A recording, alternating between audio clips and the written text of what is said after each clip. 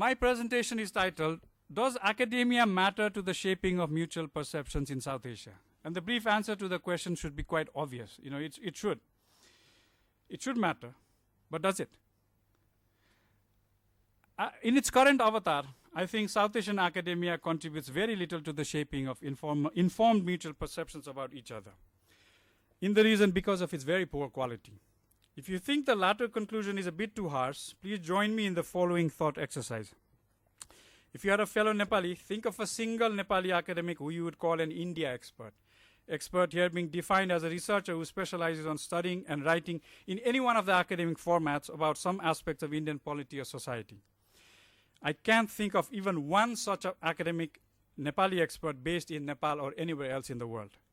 If you are a Bangladeshi, think of a single compatriot who you would call an Indian expert. If you are a Pakistani, please join me in the same exercise. If you do not like this version of a thought exercise, you can ask a slightly different question.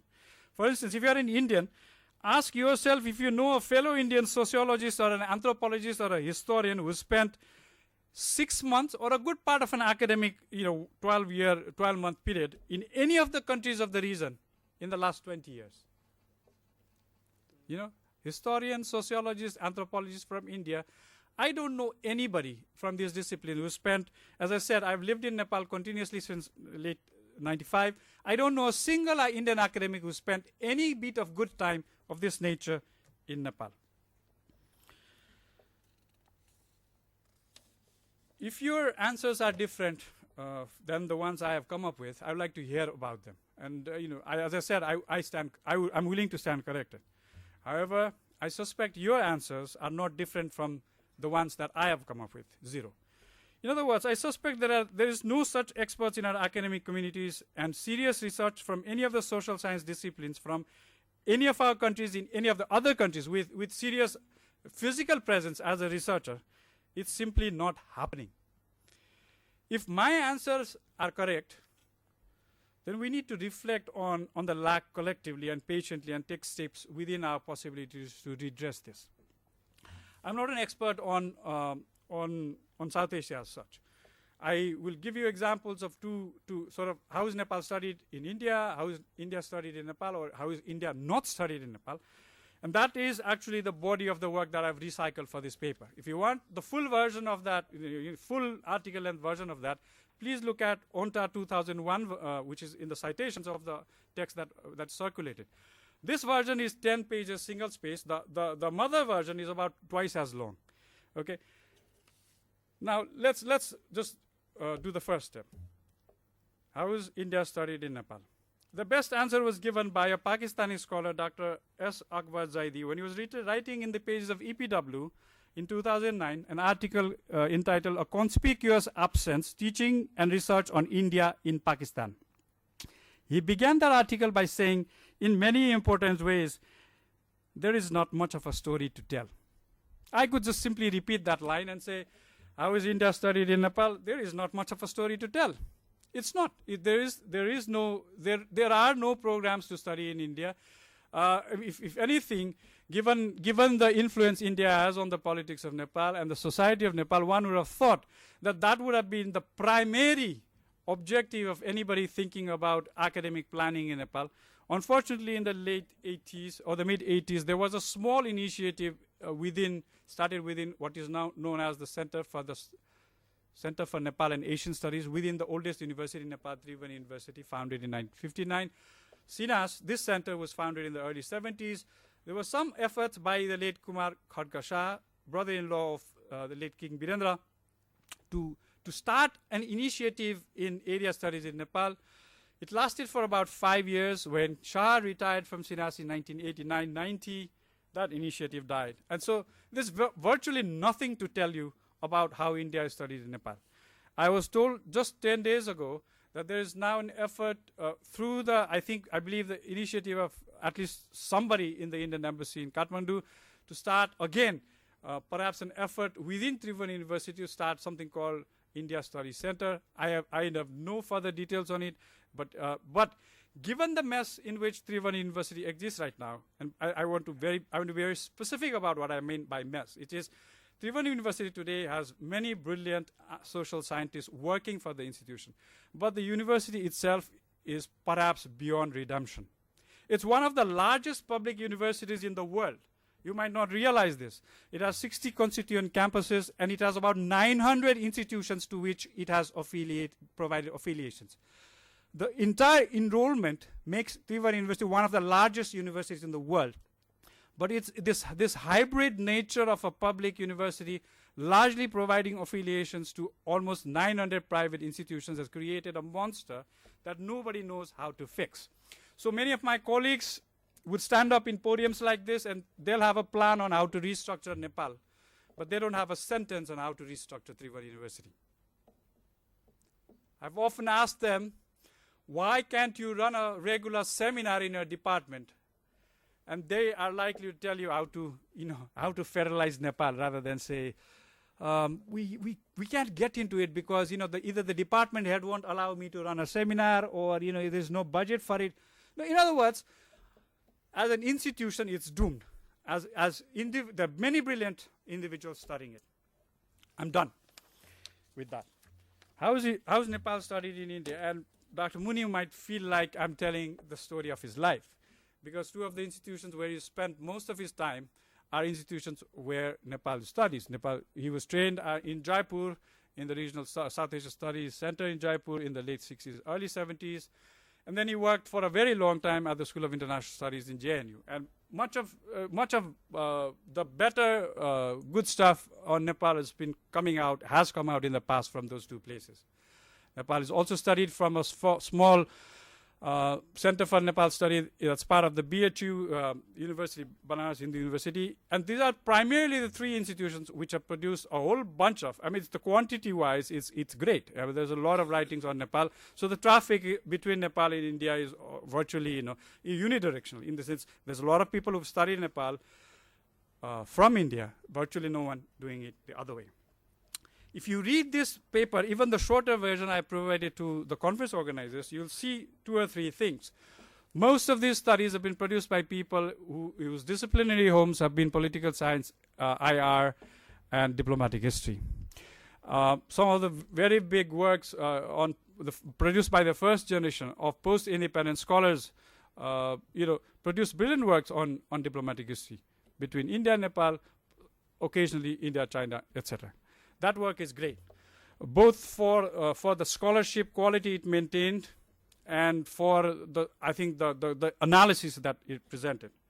In later years, we've seen many repetitions along the same kinds of domains of scholarship. But as I said, I don't know of a single sociologist who spent any time in Nepal, anthropologists same, political scientists same, so in the last 15, 20 years. What that suggests to me is that the Nepal that becomes visible from Indian scholarship in Nepal is a very narrow spectrum of politics, diplomacy, etc. Much of the best work on Nepal is now produced by anthropologists who do work on Nepal, who are located in Nepal, in many countries in Europe and in the US, some in Japan, some in Germany. I cannot recall a single Indian scholar who cited any of the good work that's come out from this whole anthropological work in Nepal and has engaged with that work. Not citation in the mercenary sense of citation. We can always cite because you can download a whole list of things online these days and just cite them without having read them ever or engaged with them ever. Okay? What's happened is that regional studies in India was started in somewhat derivative sense of the area studies program in the US, which predates the one in India by only a decade. But then they were also allowed to anguish, and to quote the very interesting language of the current director of CSDS, Rajiv Varga, we have a tendency in our regions to start institutions, and then we have also a tendency to let institutions remain in a way in which they are neither alive nor dead. That's all. That's institutions. The visionary statements are great, but the money that's needed to actually run an institution simply doesn't show up. In the late 1990s and the early 2000s, when I did research on these area series centers, I found out that many of the centers, for instance, the center at BHU, funded by the UGC in India would require, if you read the text, it says 1 professor's salary, 1 reader's salary, 2 lecturers' salary, money for libraries, money for conferences, and a big back of the envelope hisab. I mean, accounting would suggest that that would run to about, in 2000, would about 10 lakh Indian rupees, 1 million. Now, obviously, the professor salaries have gone up since then.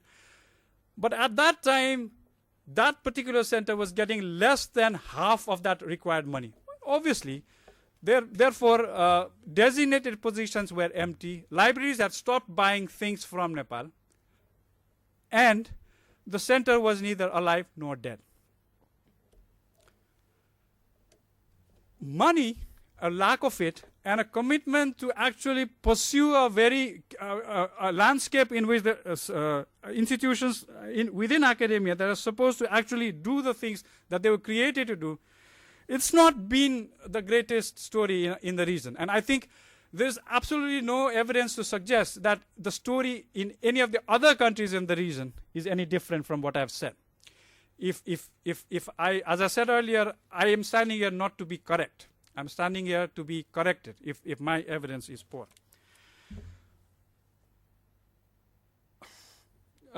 Just to read some stuff from my text, generating quality Indian scholarship on the rest of the region is not very high in the agenda of Indian formal academia programs. And as stated above, current scholarship is dominated by disciplines such as political science, international relations, economics, and somewhat dated state-centric model of area studies.